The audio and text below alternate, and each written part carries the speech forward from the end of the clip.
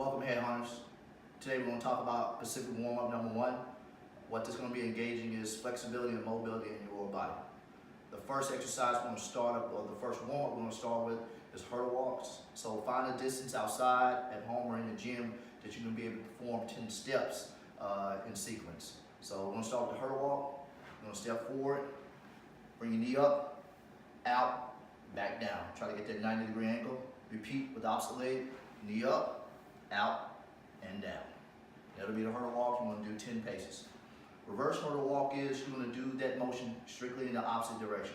So you're going to come out, in, down. Opposite leg, step forward, opposite leg, out, 90 degree, and down. That'll be the reverse hurdle walk. The next warm-up is going to be the Frankenstein, or toe touches. You might have heard about both names. So again, the key is you want to try, depending on how much flexibility you actually have in your hamstrings, is to keep your legs straight throughout the movement. So you're going to step forward, touching your hand, step forward, touching your hand. You repeat that motion for 10 steps or 10 paces. Again, make sure you got good distance so you can be able to go through that warm-up consistently. The next warm-up is going to be the exaggerated lunge. I like this one. It's really good to stretch out your hamstrings as well as your groin big time. So if you're going to be doing squats and any type of lower body movement, running, this is awesome for it. So exaggerated lunge, exactly what that is you're going to step out farther than what you would on a normal forward lunge. So go all the way out. Make sure you drive your hips down, stretching out your groin, stretching out your hamstring and glute. All right. Come back up to the starting position. Repeat that motion with the opposite leg, all the way down.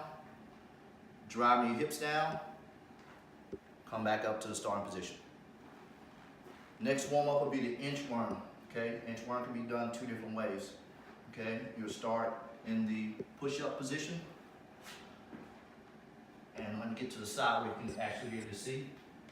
Start in the push-up position, and your objective is to slowly inch your fingertips, or correction, your toes to your hands, keeping your legs straight, or inching your hands back to your toes.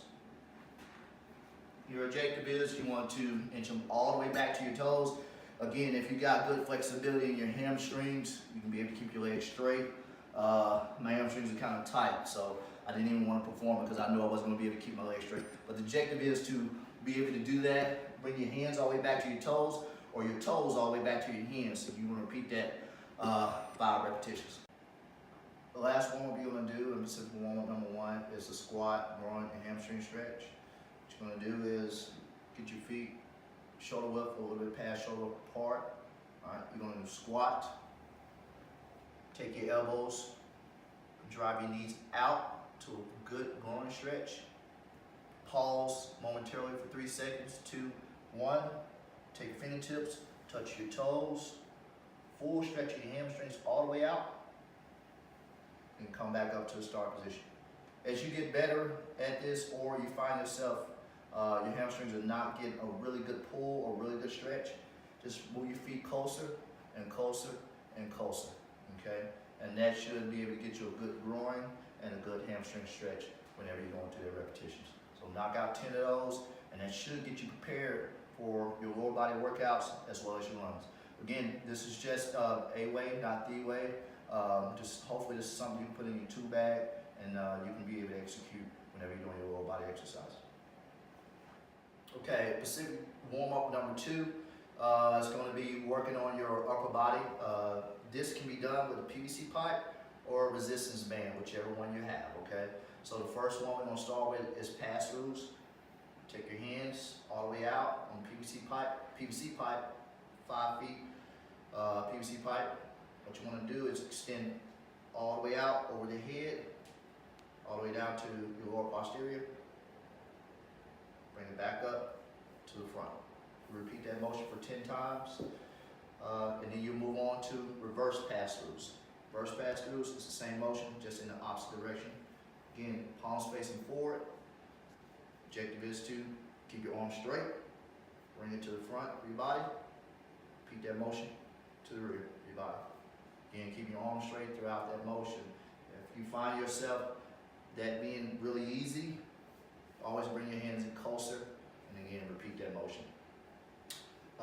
The next warm-up you're gonna do is around the whirls. Around the whirls is same thing, keep your arms straight, going in a clockwise position, a rotation, all the way back, and around. Repeat that for 10 times. Go counterclockwise, repeat, arms straight, all the way back to the starting position. All right, next one we're gonna do is vertical pull. Vertical pull is taking that PVC pipe or resistance band, putting it neutral to your spine or parallel to your spine. And again, you're gonna start with pulling down, one, pulling up, one. Really pulling and engaging those triceps throughout that motion. And you're gonna repeat that 10 repetitions, 3 and 4. Again, it's always good to hold momentarily 2-3 seconds within those pulls, okay? And the last one is going to be shoulder thrust, okay?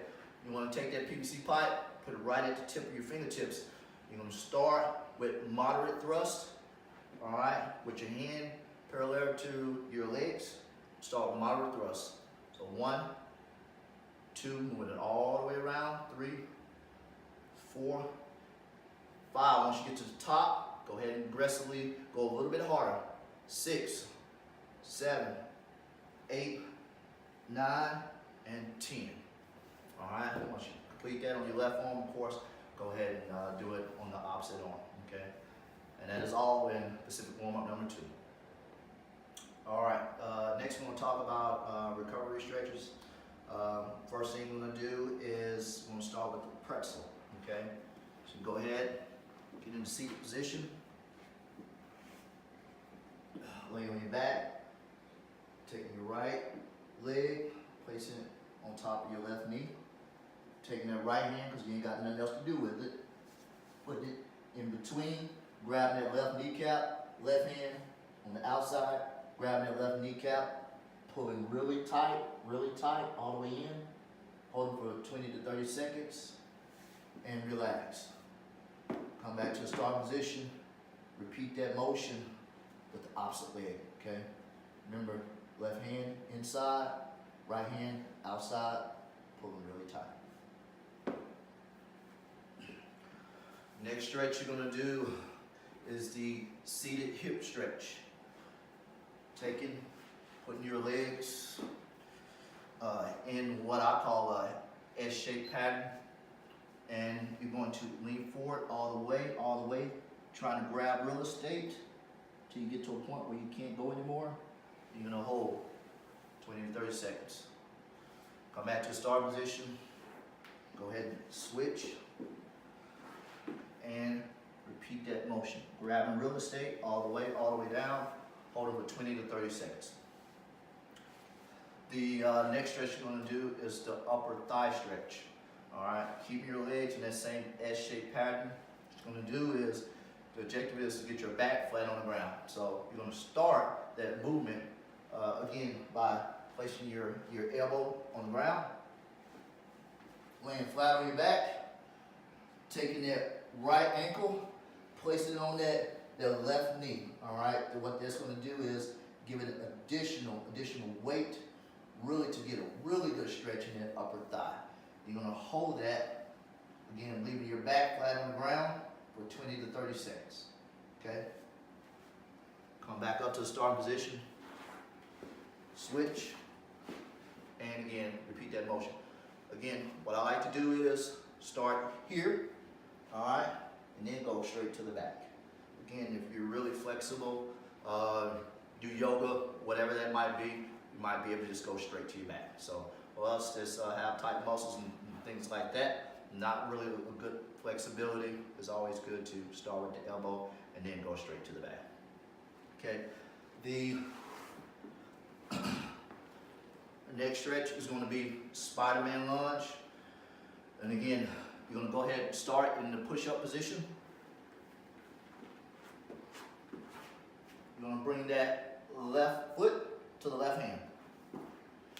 really driving your hips down in this stretch, really driving it down, down, down, looking up, hold for 20, 30 seconds. Come back to the start position, repeat with the right foot. Driving those hips down, looking up, hold 20, 30 seconds. And then coming back to the starting position. And the last recovery stretch you're going to do is done with the PVC pipe or resistance band.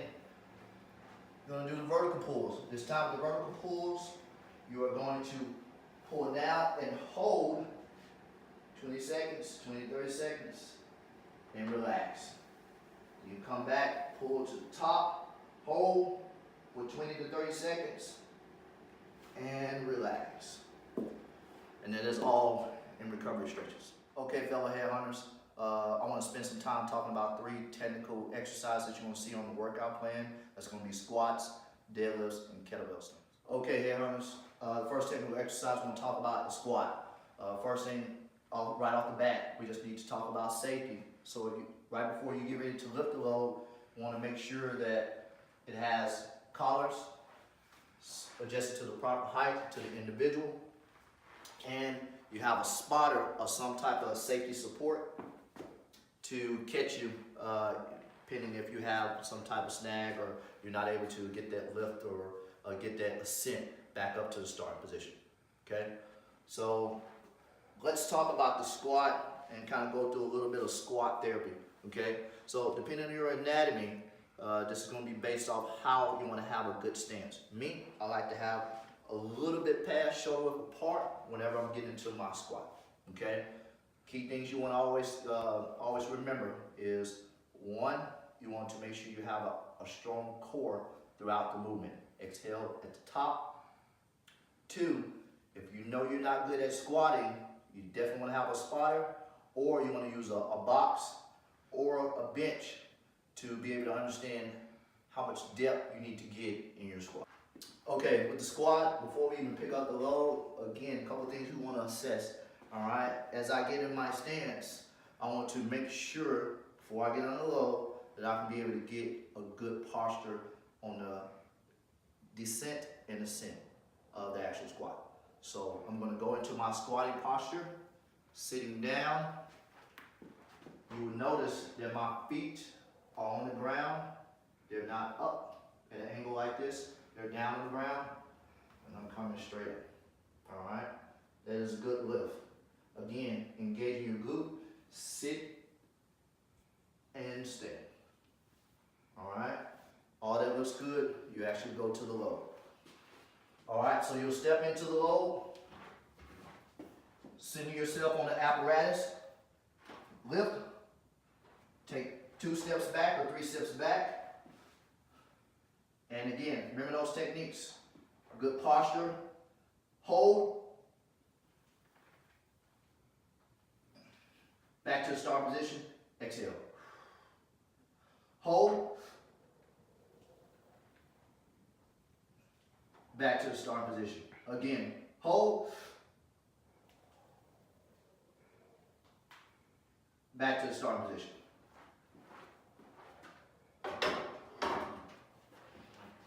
And there's the squat. All right, next technical exercise we're going to talk about is deadlifts. You'll notice that deadlifts is something that you're going to see on the new ACFT that's coming up in 2020. Okay, so it's important for us to go ahead and start thinking and actually executing this movement because it's going to make you successful whenever it comes test time. Okay, so the very first thing we're going to do is safety. Again, understanding what we have, make sure we got collars for our apparatus. Make sure we're not operating with a weight that obviously is going to be too heavy for us to be able to lift and lift properly. Okay. What we want to do is let's talk about posture and stance. Okay. This lift you want to be a little bit, inside shoulder apart. Okay. All right. Apparatus should be close to your shin. Okay. Once you get into your lift, you're going to bend down. All right. Keeping your legs not such at a 90-degree angle.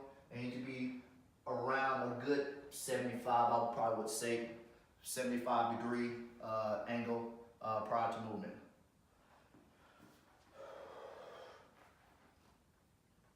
Again, apparatus close, looking directly straight forward, okay? Engaging your shoulders, all right? Make sure your back is not rounded out, all right? Make sure you got a good neutral spine position throughout the lift. Again, bring the apparatus close to your shin prior to the lift, engaging shoulders, spine is in a neutral position, looking directly forward. What you want to think about is driving your feet through the ground, not pull, but actually driving your feet through the ground and pulling once it's past your knee. All right, coming to a straight up neutral spine position. All right, bringing it slowly, bringing it down to the starting position. Again, repeat, shoulders up, spine in a neutral position, looking directly forward, driving the feet through the ground, pulling the rest of the way up to the top, keeping the bar close, down to the starting position. That is the deadlift. All right, headhunters, the last technical exercise that I kind of want to cover is the kettlebell swings, okay? Sure, a lot of people already know. We just want to make sure that you're thinking about the right execution prior to actually moving up and weight in your kettlebell swings, or if you're new to it, I want to make sure you're doing it the right way. Okay, so the very first thing is you want to think about a good stance. All right, stance is you want to be directly over your load, okay? Once you're directly over your load, you want to grab the load, pick it straight up, all right? Should almost be parallel to your ankles because the load is directly under you, okay? Now what we want to think about is when you start your movement, because a lot of people don't really think about this, they think about when they start, I need to swing up. No, you need to swing back, gather momentum, and then let that momentum carry the weight up. It's two different kettlebell swings. One is Russian, where the weight comes parallel to your eyesight, right? And then the second one is American. All right, you want to come all the way up to the top, parallel with your ears. I mean, Americans, we always want to one-up everybody, so Americans are going to go an extra mile on our kettlebell swings, okay? When picking up your load, remember, almost parallel with your ankles. First movement is you want to, and I didn't cover this, but your feet should be shoulder width apart, or a little bit past is okay. Again, start the movement with going back and then up.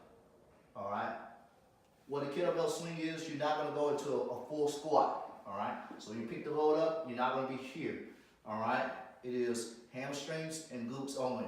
So you're going to go into a shallow, really shallow squat. This is as far as you need to go once you got the load, and thrust. So you thrust and thrust, really firing your hamstrings and your glutes throughout this movement. Again, if you're going all the way down to a full squat, you don't want to do that. Because over a period of time, you'll find out that you're going to have some back problems, or your back will be hurting more than what it should, okay? Again, on top of your load, pick it up, initiate movement with swinging back, Russian, driving hips forward, American.